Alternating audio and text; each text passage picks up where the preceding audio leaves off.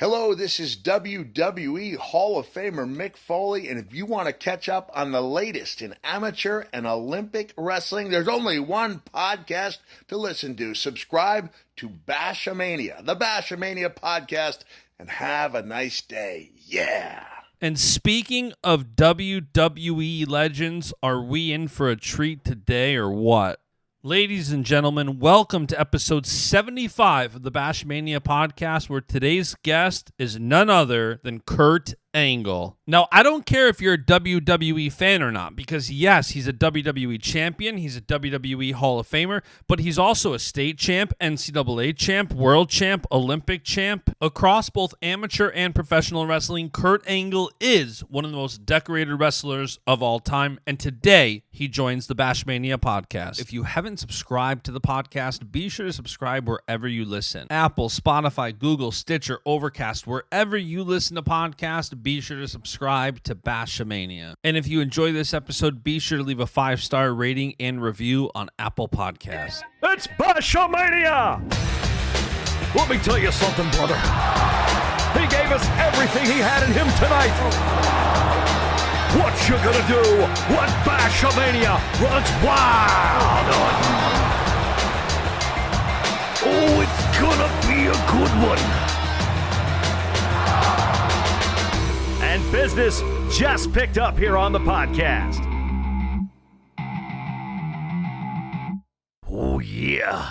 All right, Mr. Kurt Angle, how are you? I'm doing great, thank you. Thanks for having me on your podcast. Of course, man. I love your shelf, which let me show you. I'm just getting my office set up, but one of the things I'm going to do is have a shelf with the WWE guys who are on this podcast, and Jerry Briscoe was just on. So I'm going to have a shelf with action figures. So I like yours right behind you. You got the same mindset. That's cool. That's a good compliment. Right. So this podcast is primarily amateur and Olympic wrestling, but growing up, I was a huge professional wrestling fan. So I want to talk both. I want to go through the whole journey. You know, let's start back at the beginning. I understand you were one of 6 kids, the baby in the family. Who would have thought looking at you now? But how did you get started in wrestling? I got pushed into it. My brothers were all wrestlers, and they were really good. They excelled in high school. One went to junior college, and he was an All-American, junior college All-American. He was going to go to Arizona State, but he was already married, had 2 kids, couldn't stick with it, and he had to let his dream go. And his name was Mark. That was my second oldest brother. They all wrestled. They all did extremely well. Mark probably would have done really well in college, probably NCAA champ. He was that good. Crazy thing is he didn't start wrestling until 11th grade. But Wow. He went to state his first year in Pennsylvania, which is the toughest state in the nation right now. So he had a great career. It was very short. It was only 3 years, but he really loved it, and he pushed it on the other brothers. So my sister was a wrestling cheerleader. Back then, they didn't have a lot of sports for women in the 70s. So she was really athletic too, but she was 8 years older than me. So I used to train with her. She would beat me up. So I had a family that pushed me into it. I didn't like it. I liked team sports. I wanted to be part of the team. And I didn't do well when I started. When I got to high school is when things started clicking for me. And I improved dramatically. I mean, I was only a one-time state, champion. Only. Well, when you talk about Olympic champions, usually they're 4-timers and, 3-time, 4-time national champions. Yeah. I was a late bloomer, and in college, that's when I really picked up. So my brothers forced me into it. I was more of a football, baseball player, but in high school, I got serious about wrestling, and I turned it around. And the reason I did is my dad was really into sports. We didn't talk about school. We didn't talk about anything but sports at the dinner table every night. My dad was our biggest fan. He went to all of our events: football, baseball, basketball, wrestling. He never missed an event, so he was always there. He died in a construction accident, and that day I vowed that I would be the wrestler my father wanted me to be. And that's what motivated me to do it. And do you think that your dad died when you were, what, 16, right? Yeah. 16 When years. did you start realizing, like, obviously you've had such a career in both amateur and professional wrestling, but at what point did you realize, like, hey, I think I have a bright future? Was it around that time? It was my first year in college. My first match was against the 3-time national champion, Carlton Hasserig, and I did extremely well against him. He beat me 6-3, but for as good as he was, if he would have stuck with wrestling, he would have made the Olympic team. He was that good. So I and then my second match was against the only guy that beat him in college, and I beat him. I beat him. He was a NCAA runner-up the prior year. So when I did that, I went to an open tournament after that, and I beat the world silver medalist on the Olympic team. He was also an Olympian. Then I was like, oh my God, I might be Olympic caliber. And that's when I started training at Foxcatcher, and everything started opening up for me. And I had Bruce Baumgardner an hour away from me to train, the heavyweight Olympic gold medalist from Edinburgh. So I had the opportunity to, from Pennsylvania, Pittsburgh, Clarion, and Philadelphia, I had all my training here. I didn't have to go anywhere. So I was very blessed to have what I did. And what led you to Clarion? I mean, now the landscape of wrestling is so different. You have Penn State, Iowa, Oklahoma. You have your traditional powerhouses.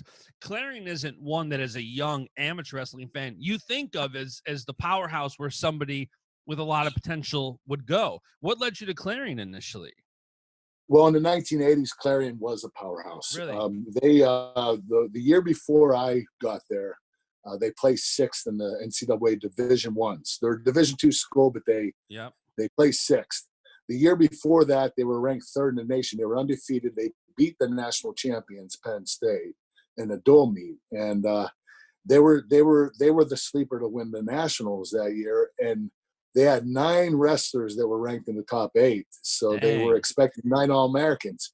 None of them placed. It was the worst performance Clarion ever had at the NCAAs. And so with that, I went up there for a visit. I was going to go to Pitt. No, the big schools didn't recruit me because I was a late bloomer, and they didn't want to take a chance. So Penn State didn't want to recruit me. So I was going to go to Pitt, and I decided just to take a visit to Clarion. When I got there, there was a small gym. There were about 4,000 people. There was a dual meet against Pitt, a wrestling dual meet, and they had a rock band behind the wrestlers. And they were jamming the whole time, and the fans were painted blue and gold like a football game. And I was like, I'm coming here. It was just The atmosphere was crazy. That's what you get in Pennsylvania. You got 2 cities and woods in between, and there's a lot of wrestling going on in that nape of the woods area. So a lot of fans, and that's why I went to Clarion. I didn't have a lot of options, but Pitt was one of them, and that's where I was going to go. But when I went to Clarion and saw that, I was sold. And after you had those first couple matches where you say you realized, like, hey, I think I'm Olympic caliber, what was your expectation for yourself? Was it to be a 4-time national champ, an Olympic champ? Like, what was your expectation for yourself after those first couple of matches? I was really smart about my goals. I didn't look far ahead. When I got to college and after my freshman year, I ended up with 30 wins. I think I had 7 losses. It was a really good year, especially at the heavyweight division. And I realized then that I had to just focus on that. And what was the question you asked me? I got off. What were your expectations for yourself throughout college? After my freshman year, I decided that I told my coach, I'm going to be a 3-time national champion. And he agreed. But I told him, I was really immature. My build, I wasn't, I had a lot of baby fat, and I was young for that weight class. Most of the guys are big and 270, and Brock Lesnar's of the world. Yeah. So I knew I could do it, but I decided my second year I wanted a red shirt, and that was tough because we had a great team. but my coach selfishly for me allowed me to redshirt so that I could win those 3 national titles. And I thought I would be able to travel with USA Wrestling on my redshirt year and get a lot of experience. So when I came back my sophomore year, I won the nationals. My junior year, I didn't. I lost. I had a really bad knee injury right before the nationals that required surgery. So I held off the surgery and wrestled. And I made it to the finals, but I couldn't beat the guy in the finals. He beat me 6-3. I attacked him and I couldn't defend myself once I got on my knees because my knee was too messed up. So he did a couple of spin behinds and won 6-3, and it devastated me. So my senior year, I vowed that I'd win it back again, and I did. So I didn't get the 3-time NCAA championship thing, but I did. I was able to bounce back and win the title again. So I got 2 NCAA titles. And after that, that's when I focused on the world and Olympic teams. And, you know, when you talk about the fact that you say to yourself, hey, I'm going to be a 3-time national champ, and even if you were still a 2-time, that's something so many people dream about. How do you think you were able to get better and elevate your craft to get to that point to where you could still win 2 national championships? Well, when you go to school like Clarion, I mean, you know, when I go to practice, my coach, he was so hard on me. Because there was no one in the room that could go with me, he would line up 6 wrestlers and they would rotate in on me. And it was brutal every day. And, you know, we're talking 3-hour practices. So he really, you know, he knew I needed more than what they had. So not only did he do that, he hired Lou Bannock, a 1984 Olympic gold medalist, to come in part-time to coach me. So that was another thing that he did for me. And he also allowed me to go to Foxcatcher for weeks at a time. I would take my schoolwork with me and do it at Foxcatcher. And, you know, I'd miss a week of college, but I'd come back and hand the homework in and take the tests and whatever. So I was traveling back and forth and going up to Edinburgh to Bruce Baumgardner. Wrestling's a really cool sport. I mean, if you know, I was the enemy at Edinburgh because I was at Clarion, but Bruce and I both knew that we were special and that we had to work together to improve each other. So it wasn't a bad thing to go to another college and train. It's a lot different than the other sports. And, you know, I'm curious, you've won so many medals, which we'll talk about here in a few minutes, but you've won medals at every level. And if you talk about both amateur and professional wrestling, you've won more medals and championships than anybody. Where do you think those NCAA championships rank with all the different championships you've won? Oh, the Olympic gold medal is first. The world championships up there with it. The difference between the Olympic championship and the world championship is the world championships are on non-Olympic years. Yeah. So they have them every year. And I think they even have them now on the Olympic year, which is kind of crazy. They didn't have that back then, or I would have been a 2-time world champion. But you know, those 2 were the top 2. And then right away college, the NCAA titles, you know, the WWE stuff is awesome, and I love doing that more than anything, but they don't pale in comparison to my amateur titles, no. And, you know, it's funny, speaking of that Olympic championship, heading into the Olympics, you broke your freaking neck. You broke your freaking neck. Tell me how that happened and how that went. Did you contemplate throwing the towel in? Well, you know, when you go through a process for the Olympic team, and the Olympic year, you start out at the U.S. Open. You have to place the top 6 there. If you don't place the top 6, then you're out. The top 6 end up going to the world or Olympic team trials. So you place in the top 6 in the U.S. Open, you advance to the world or Olympic team trials. There you wrestle in a mini tournament. If you're 2nd through 6, you guys wrestle in a tournament to get the winner, and the winner goes against the first place guy from the U.S. Open. I knew I had to place first at the U.S. Open so that I would have an easier time at the Olympic trials. So I was wrestling in the semifinals against a training partner of mine, and he caught me with a good arm throw, and I couldn't stop it, so I stuck my head out to stop myself from landing on my back. So he threw me, and I was going, and I I put my head out the post on the mat and I broke my neck. I mean, I heard a bunch of cracking and crunching.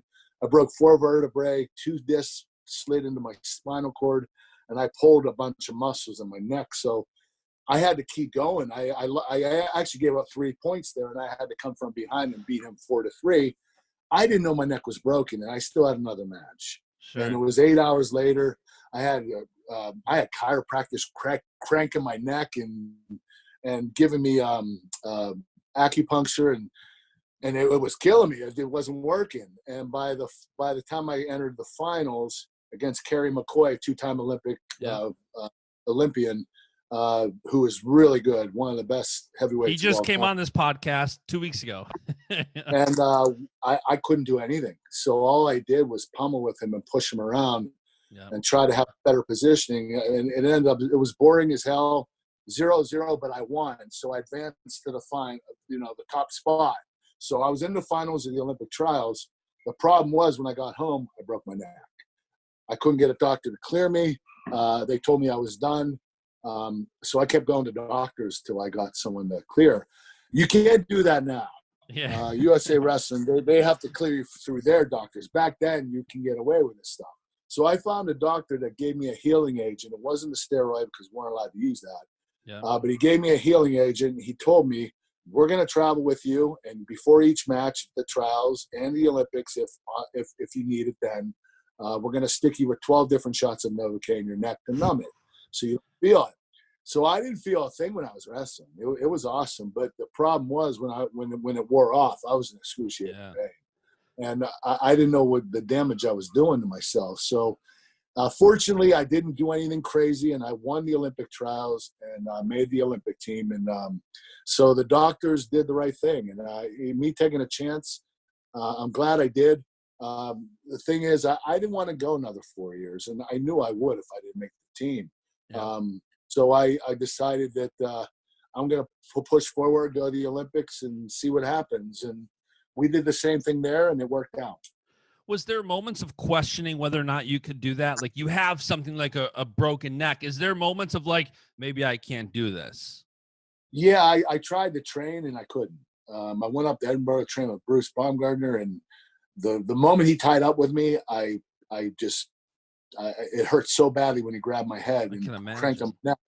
And I left the room and I started crying. I didn't think I was going to be able to do this. So my doctor said, you can't train. You can run, do sprints, lift weights that won't bother your neck, work around it, and and just stay off the mats because you're not going to help yourself by hurting your neck more. So I couldn't do much for a month before the trials. I just kind of did whatever I could and made it there. So I was really fortunate to be able to continue. And you had so much adversity. I mean, you mentioned your dad died in a freak accident. I know you lost your sister due to a heroin overdose. You broke your neck. You dealt with the murder of Dave Schultz. Like you dealt with so much. How did you push through all of that adversity and keep going and not just throw the towel and say, maybe God's got a different plan for me? I knew that's what the people that were important to me, I knew that's what they wanted me to do. Dave Schultz he took me under his wing when I was in college. He saw something in me that nobody else did, and he took notice to that, and he would pull me aside all the time and teach me new technique. He always knew I had what it took. I didn't know that, but Dave, Dave taught me. And the thing is, when he died, it was 6 months before the Olympics. He taught me enough to know I could train myself from here on in.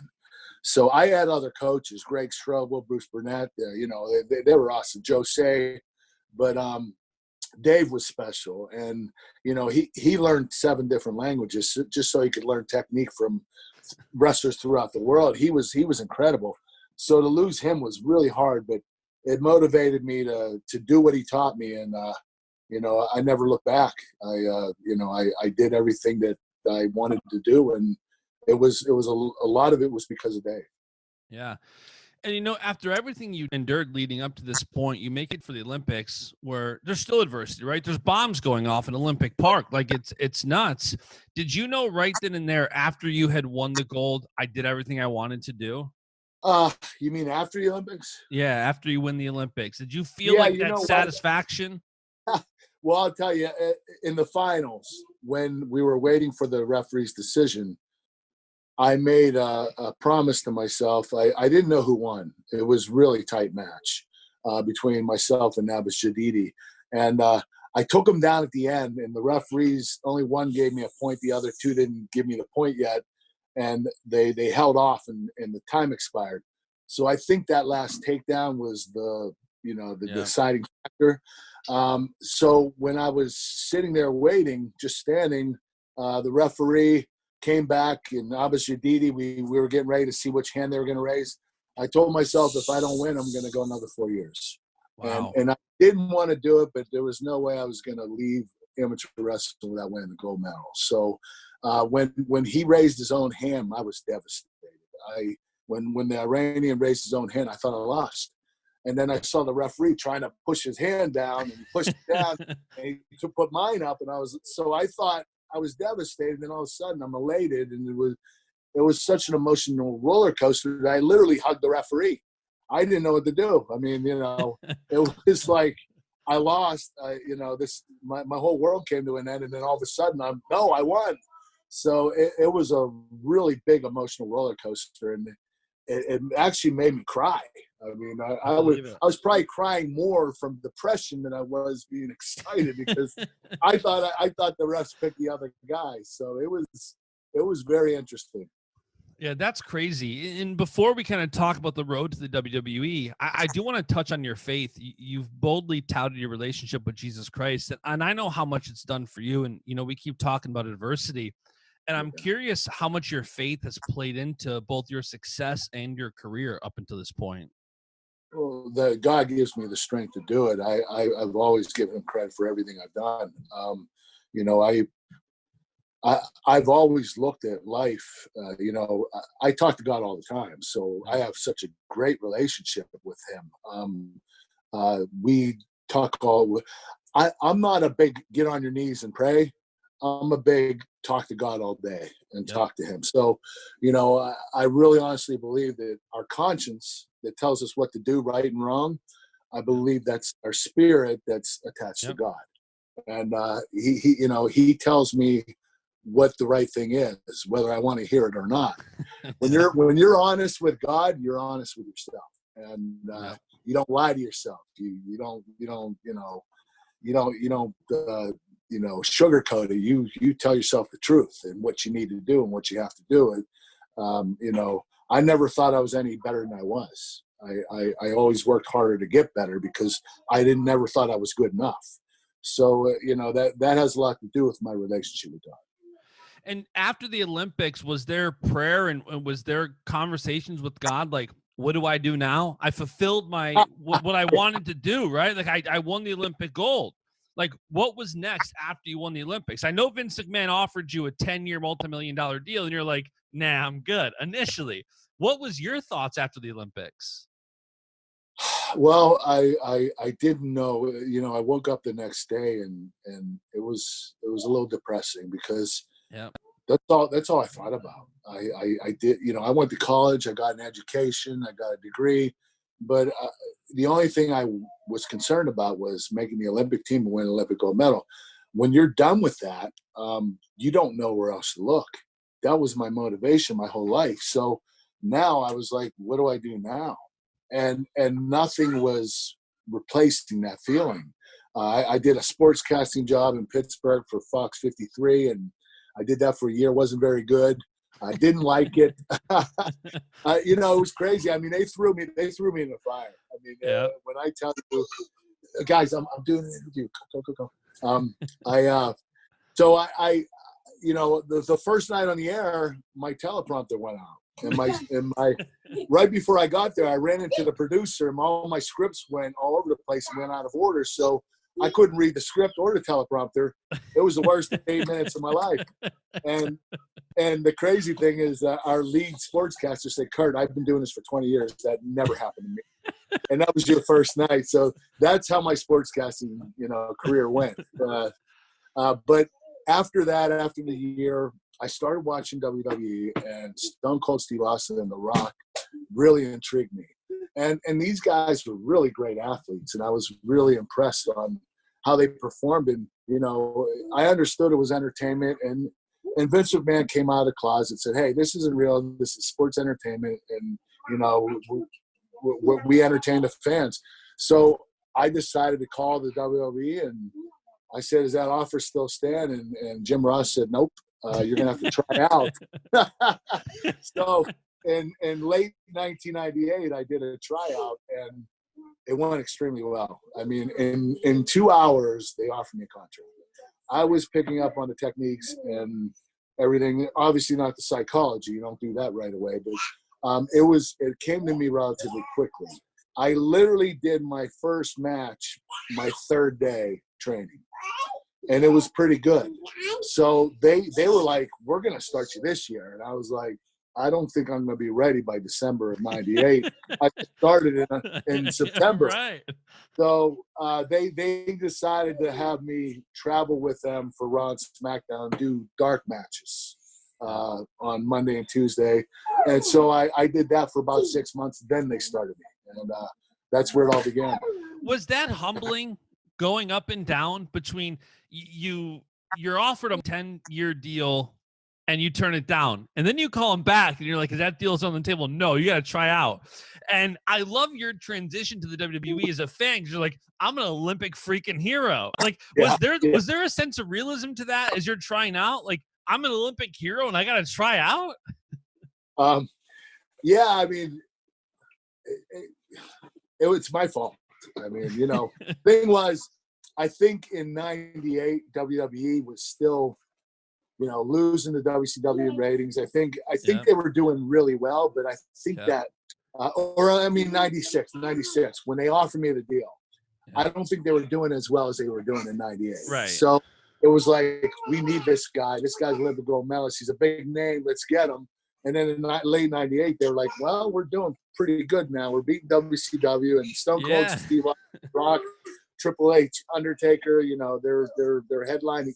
And, maybe we don't need them as much as we thought we did. So I had to go through the process, and I didn't mind. I mean, that's what I did my whole life. I always had to prove myself. So it wasn't a problem. The issue was the money. I mean, going from a multi-million-dollar contract to getting $75,000 a year, it was a bit humbling. So I had to eat it for a year until I got on TV. But once I got on TV and I elevated it so quickly, the money just came fast. And what was that transition like from? I always talk to people in this podcast about the transition after you win an NCAA championship or even a World or Olympic championship. You're still in a small arena to win those gold medals. You're not on a stage like a Monday Night Raw stage. What was that transition like from the amateur wrestling scene to the professional wrestling scene, where you walk into an arena every single week with so many more people than, aside from the NCAA championships, which is a great event, you're wrestling dual meets and tournaments around the world where you've got maybe a couple thousand people. What was that transition like to all of a sudden having the spotlight really on you every week? Well, I think, I got enough exposure in front of big crowds, the Olympics, going to Bulgaria, going to Russia. I mean, there were 12,000 people there. It was pretty cool events they had. So I traveled the world quite a bit, but the difference between pro and amateur is, when you come out to wrestle an amateur match, you show no emotion, you ignore the crowd, you focus on your opponent. It's not about telling a story. It's about getting this match over with as quick as you can, pinning this guy. If you can't pin him, you got to beat him by points. Yeah. So you're just focused on your opponent. The hard part about making the transition to WWE was including the crowd, showing emotion, telling a story, having psychology, doing their techniques, which, when I wrestled the Olympics, it was by instinct. I went by reaction. Now I have to think about what I had to do and what was going to happen afterward, what was going to happen 2 minutes from now, 5 minutes from now. So there was a lot of psychology in the thought process that had to change with me. But I studied a lot of tapes, watched a lot of Undertaker and Austin, Rock, Triple H, Chris Benoit, Eddie Guerrero, guys like that, Sting, even Hulk Hogan. I loved watching him. So I learned a lot by watching film, and it picked up pretty quickly. So I was, when I started on TV, I won the world championship in 10 months. That's pretty quick. And I only had 6 months experience before that. I don't think anyone's ever done that. So that it was quick, but I'm a good learner, and I teach myself very well, very thorough about that. Yeah, and when you go from being truly an Olympic hero, and we were talking about this earlier, like, I'm 34 years old, so I grew up in the height of the Attitude Era. That for me was like the peak. Like when you started watching is when I started watching. That was, huge. And when you go from wrestling your whole life to being adored by a nation, representing the nation, and then, it was funny, as I was preparing for this podcast, I was watching old clips and going back. And one of the funniest clips to me was when you walk out to the ring and you were so mad they were chanting, "You suck." You walked back to the back, and then you came back out and said, "I'm going to do it again," right? Like, and, I've talked to a lot of guys that say, like, it doesn't matter if you're booed or cheered, just getting a reaction of pro wrestling is everything. But when you have 20,000 people chanting, "You suck," what was that like, going to that from being like cheered for by a nation, like you're representing the United States of America, you're an Olympic hero, and now truly people are chanting, "You suck"? Like, what was that transition like? Well, that was all Vince McMahon's idea. He did the same thing with The Rock when Rocky Maivia started, and he tried to make him a babyface, a good guy, and it didn't work. So this time he knew that when they pushed me as this milk drinking Olympic gold medalist, go by the 3 I's: intensity, integrity, intelligence, do everything by the book. People thought that was cookie cutter, so they were like, "This is not the new babyface." The new babyface is Stone Cold Steve Austin, the badass that flips off his boss, drinks beer, does all the wrong things. Yep. So Vince knew that when I did this character, and my character was pretty annoying. So very funny, but annoying. A lot of people tell me now, "Kurt, I hated you back when I was a kid, but now I understand why you did it." Right.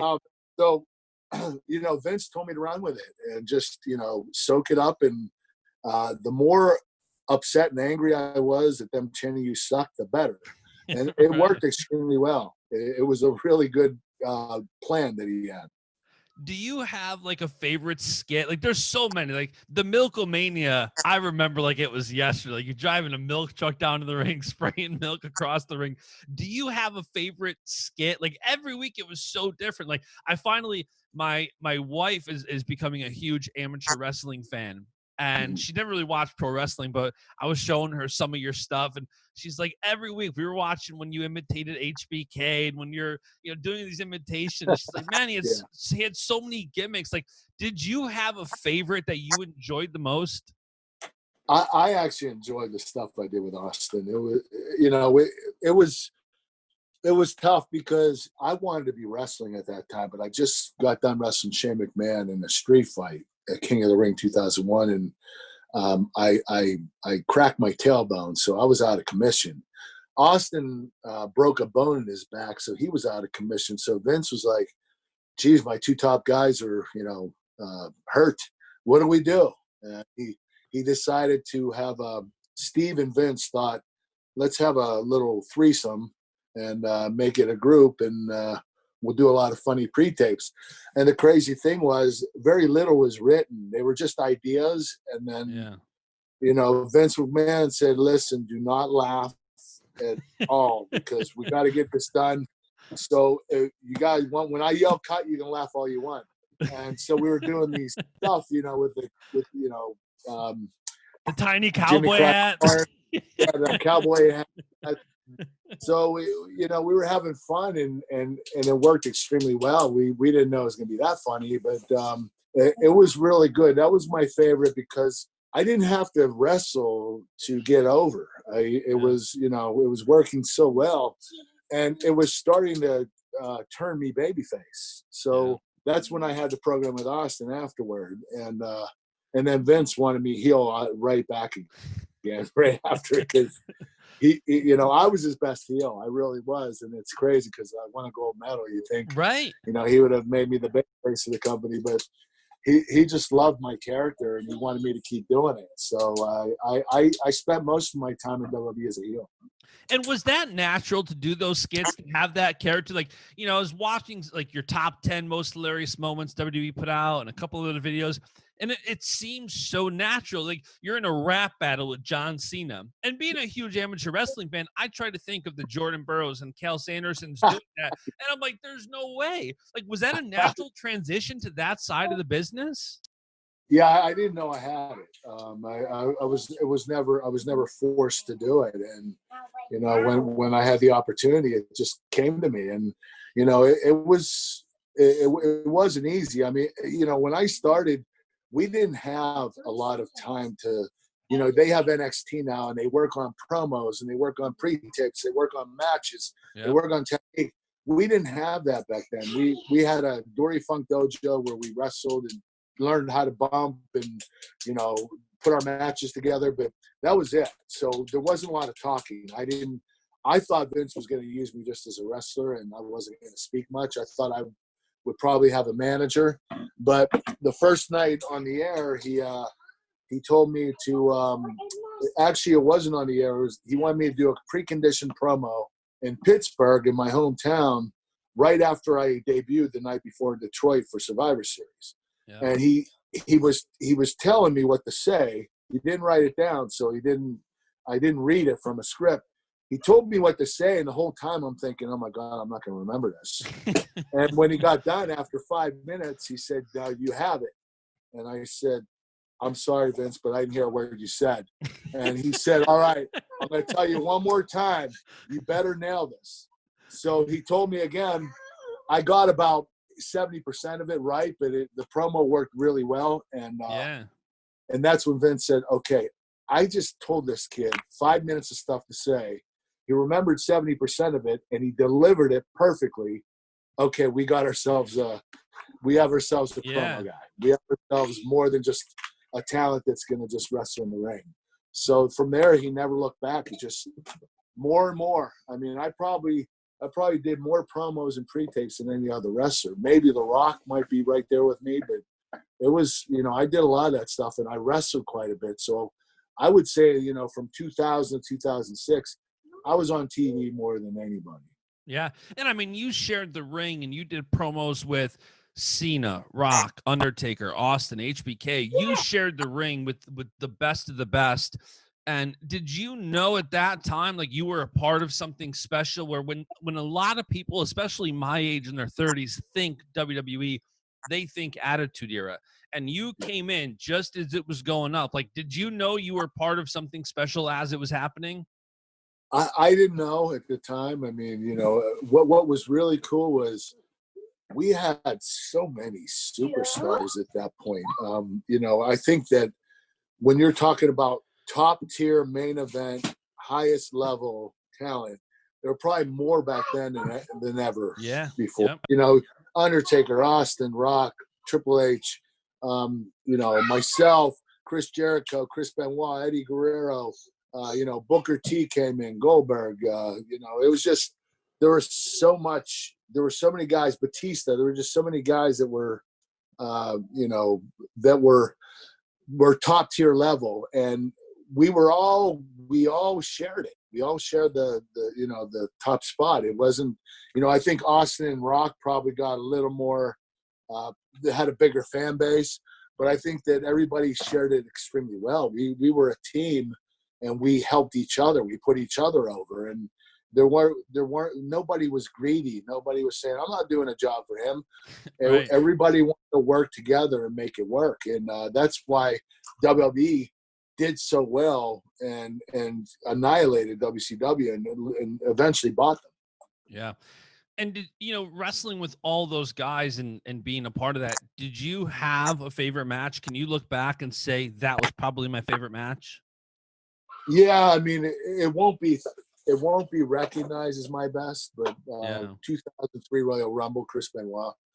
That was just, that night was unreal. I just had knee surgery. I didn't think I performed well. And when I saw the match, when I watched it back, it was the best performance I ever gave. Chris was a mirror image of me. His intensity, his technique. We had such great chemistry, and we tore it down that night. It was so good that I left the ring and went to the back, and the fans gave Chris a standing ovation. And Vince McMahon let them do it for 10 minutes on a pay-per-view. He never does that pay-per-view. Every minute counts, and Vince thought, you know what, we gotta let this go, because this match was just, when I got to the back, Triple H came up to me and said, "You just raised the bar."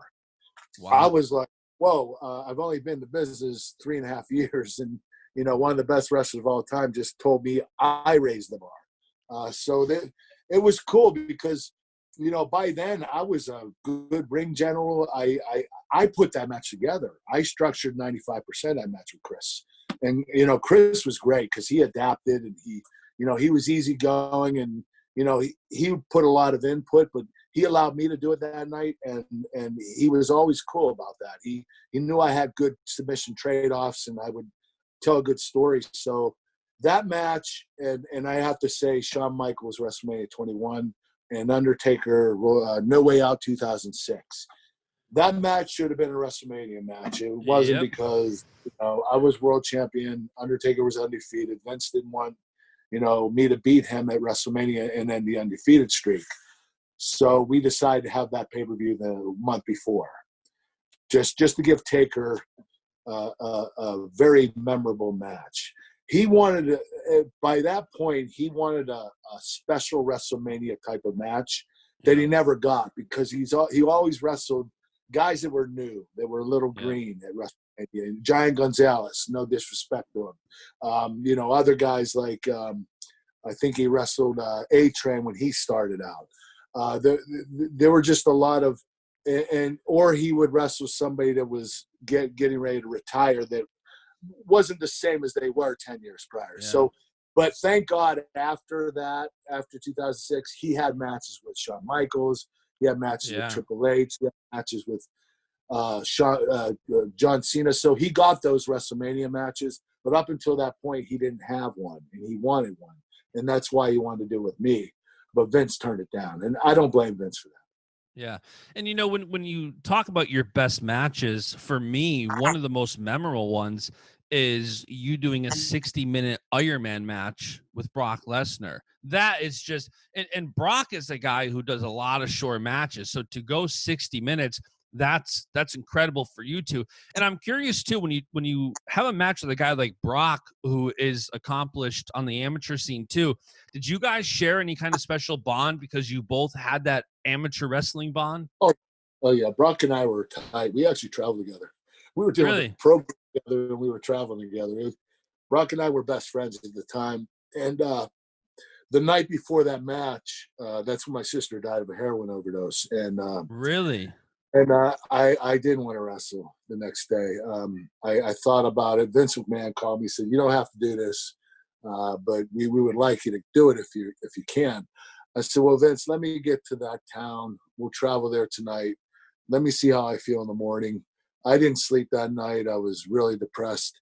And I decided, I better do this because my sister would want me to. So I went, and you're right. That might have been the best Ironman match ever.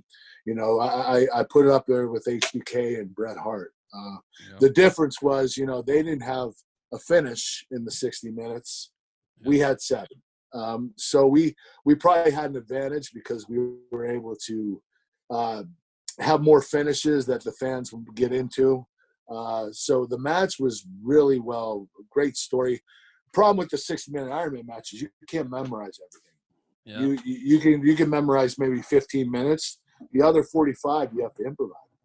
And Brock and I did that extremely well that night. And Brock was only there, I don't know, maybe a year and a half at that point. So I mean, I know he had 2 years trainer prior to that, but Brock was so talented. He was patient. He was smart. He was He was an in-ring beast, quick as a cat, light on his feet, strong as an ox. I've never been in the ring with anybody like him. He's a freak of nature, and for him to do an Ironman match, that is literally impressive. Yeah, and looking back on your career, it's wild when I not only think about your success as a professional wrestler, but as an amateur wrestler. It's nuts. And we talked about it earlier, but you faced with so much adversity. You mentioned your sister dying a night before a pay-per-view, and you've had issues with, addiction and drugs and DUIs, and God has delivered you from that. And I'm curious, when you battle these things that to the average person they seem so foreign, like you were taking 65 Vicodin a day, I think I heard you say in an interview.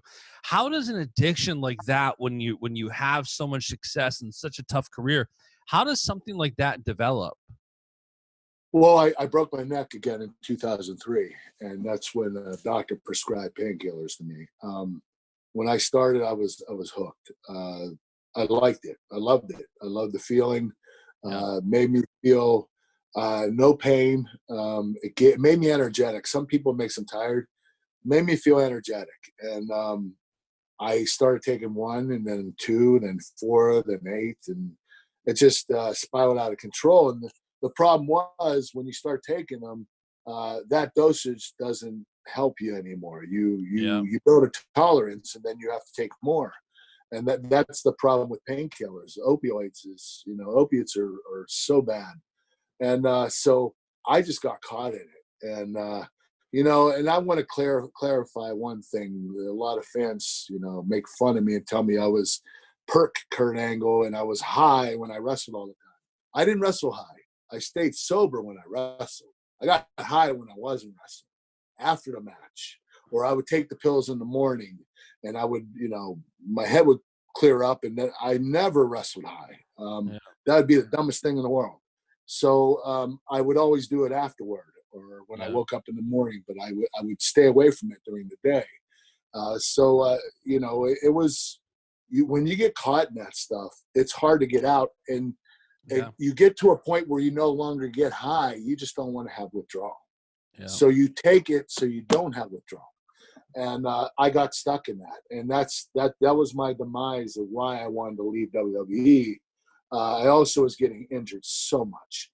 I was such a workhorse. I was working so much, and I was main eventing all the house shows and the pay-per-views, and even wrestling at SmackDown and Raw quite a bit. I was really consistent with that, and I was getting a lot of injuries and just making my painkiller problem worse.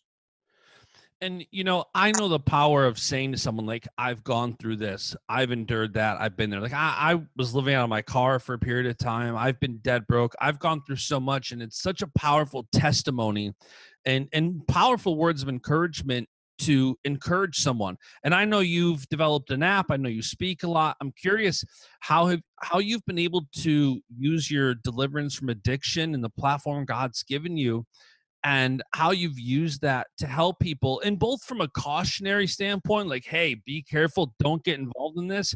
And maybe if there's somebody in wrestling, whether amateur or professionally, who struggles with that, what would you say to them to avoid all of that? Well, I always say immediately, get help. You can't kill it on your own. I tried to get sober on my own. It doesn't work.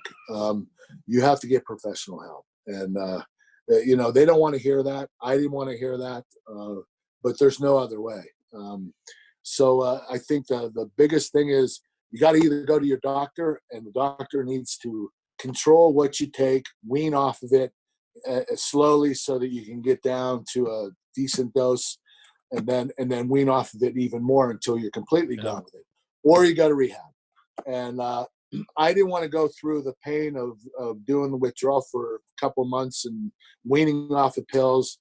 I just wanted to get it done. So I went to rehab for a month, and it was the pain I endured in there with withdrawal was, the first week was just so scary that I literally knew I would never take another painkiller. I knew I wouldn't touch it. I didn't want to ever go through that feeling again.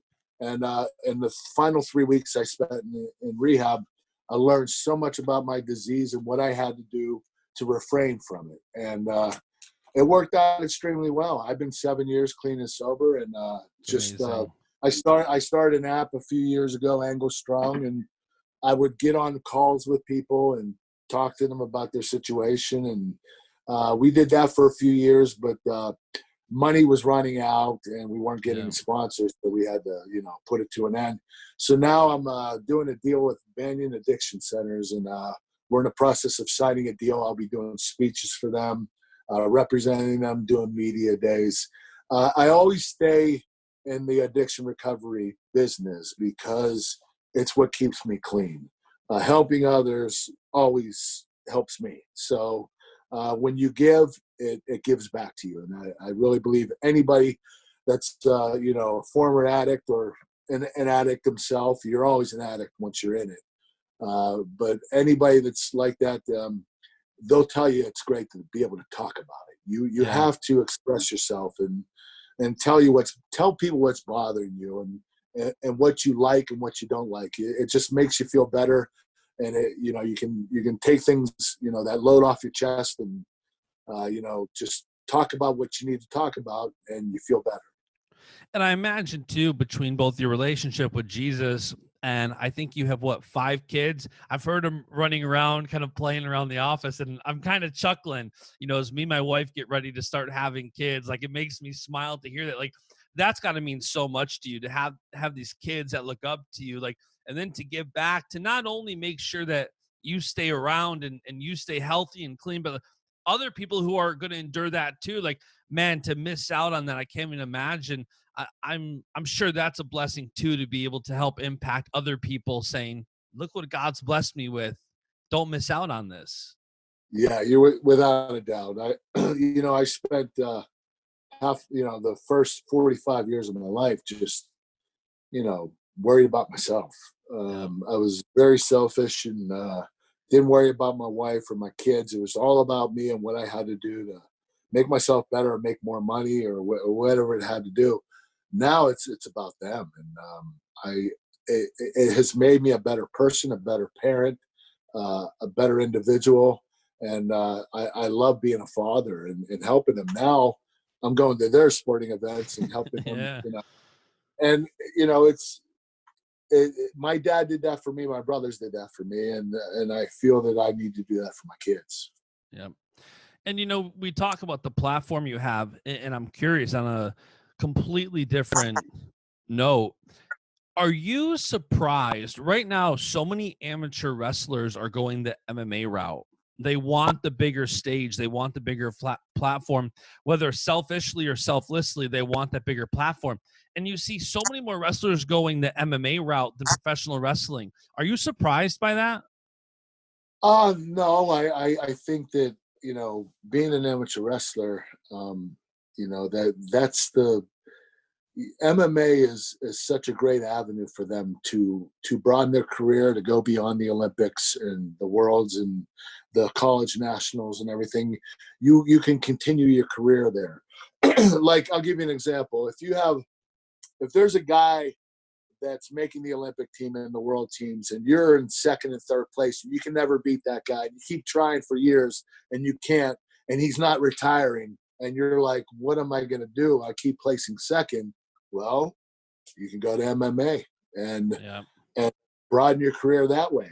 So the difference between amateur wrestling and MMA is people will respect you if you have a 20-10 MMA record. Yep. People aren't going to respect you that much if you have a 20-10 amateur wrestling record. Yeah. Because the only thing that matters in amateur wrestling, the only way to make money in amateur wrestling is to win, champion. Yep. So it's hard to make money and it's hard to get notoriety when you're taking second over and over. Yeah. You take second in MMA, you're still a big name, and you're making money and you're drawing people into those seats. So there's a difference with that. How much are you following the amateur wrestling scene right now? Like, do you stay up with a lot of it? Do you ever consider getting back involved from a coaching standpoint? No, not from a coaching standpoint, but I do keep up on it. We have a great team right now. Gosh, our best team ever was 1996 when I was on the team. but this team that's coming up this year, I think they're going to be better. We have some great individuals right now, and they're all winning world medals and Olympic medals. And I think last year the whole team medaled except for one guy. That's wow. That doesn't happen very often. So I think that they're going to have a better team. I think this will be the best one. And it's great. I mean, I love these guys. The Kyle Dakes and the Jordan Burroughs and, the Coxes and the Snyders. And, there are a lot of great wrestlers right now that have big names that continue to stay in it. And thank God there's more money in it now. When I won the Olympics, I got 35 grand. Okay. You win the Worlds or the Olympics now, I think you get 250,000. 250 grand. Yeah. So there's a big difference. There's more money in it now. And the problem is you got to win. So if you want the big money, you got to win. Yeah, for sure. Last thing I want to talk to you about here, I'm always curious of what wrestlers are doing off the mat or outside of the ring. And I've seen you've been very active with this brand called Physically Fit. And I'm just curious what it is and what you guys are doing with that. Well, my manager and I started a company, a supplement company, Physically Fit Nutrition. And we came up with a lot of different products, but our best one it just launched last week. It's called Physically Fit Chicken Snacks.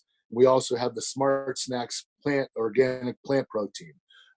These products are incredible. We did the taste testing and they sold off the shelves. They were every flavor is incredible. We have they're made from white meat chicken, and they're little Chex Mix snacks, and they're flavored barbecue and sriracha. We have pizza flavor. We have cinnamon swirl that tastes like cinnamon crunch. Those are really good for the kids. They're high protein, low carb snacks, and we're going to do really well with this. We signed a deal with Amazon. We're going to private label for them. We're private labeling for Tony Little on the Home Shopping Network, and we're doing our own label. And you can go to physicallyfit.com to order. You'll see the products.